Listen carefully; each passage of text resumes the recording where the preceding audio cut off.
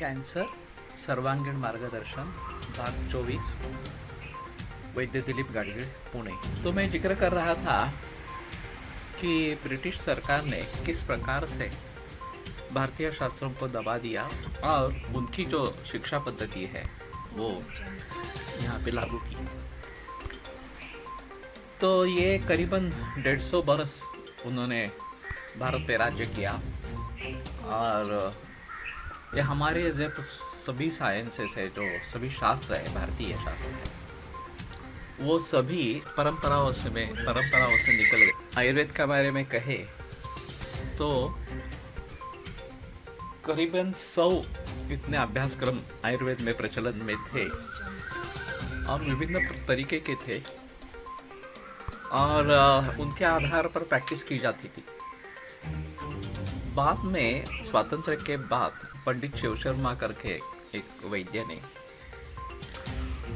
लोकसभा में इलेक्शन जीतकर प्रवेश किया और CCIM central council of Indian medicine का बिल पारित कर दिया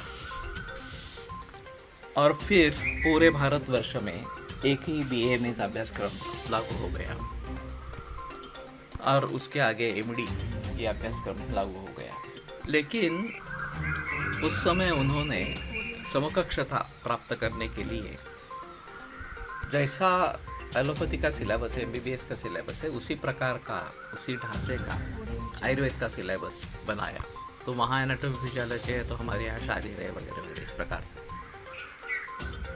इसका नतीजा ये हुआ कि हम मूल ग्रंथों से दूर गए और मूल ग्रंथ पढ़ाने के लिए एक चरक संहिता रखा गया और एक अष्टांग संग्रह शुरू में सूत्र स्थान उसका फर्स्ट ईयर के लिए रखा गया था। बाद में उसमें परिवर्तन लाके अष्टांग हृदय उसके स्थान में रख दिया गया। लेकिन तब तक आयुर्वेद की प्रैक्टिस की परंपरा टूट गई थी और कॉलेज में भी जो अध्यापक पढ़ाते थे वो खुद आयुर्वेद की प्रैक्टिस नहीं करते थे, अगर करते थे तो एलोपैथी की प्रैक्टिस करते थे।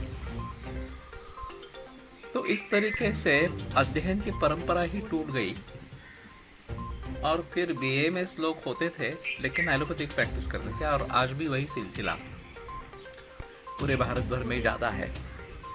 BAMS होकर आयुर्वेद की प्रैक्टिस करने वाले बहुत कम है और खासकर केरल और महाराष्ट्र इसमें ज़्यादा लोग हैं, बाकी अन्य देशों में इस प्रकार के भी लोग नहीं हैं।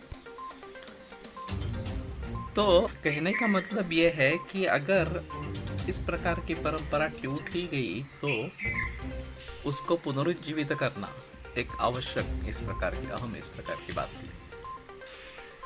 वैसे योग के बारे में बहुत सारे लोगों ने प्रयास किए, खास करके अयंगार, BKS अयंगार।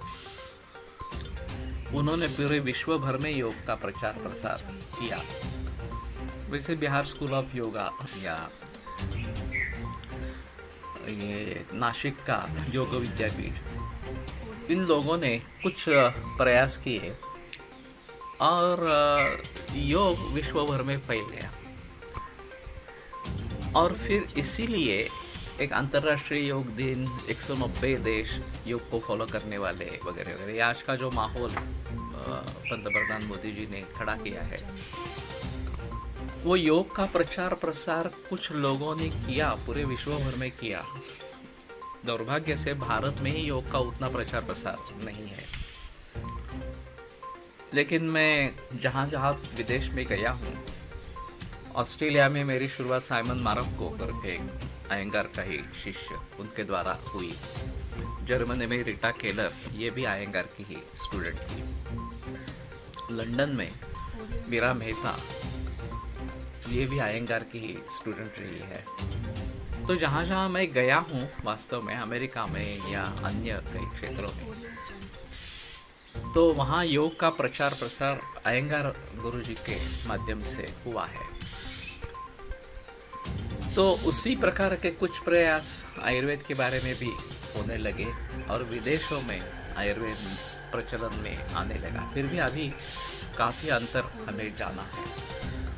तो इस सभी के बारे में सोचना एक अहम चीज़ रहेगी।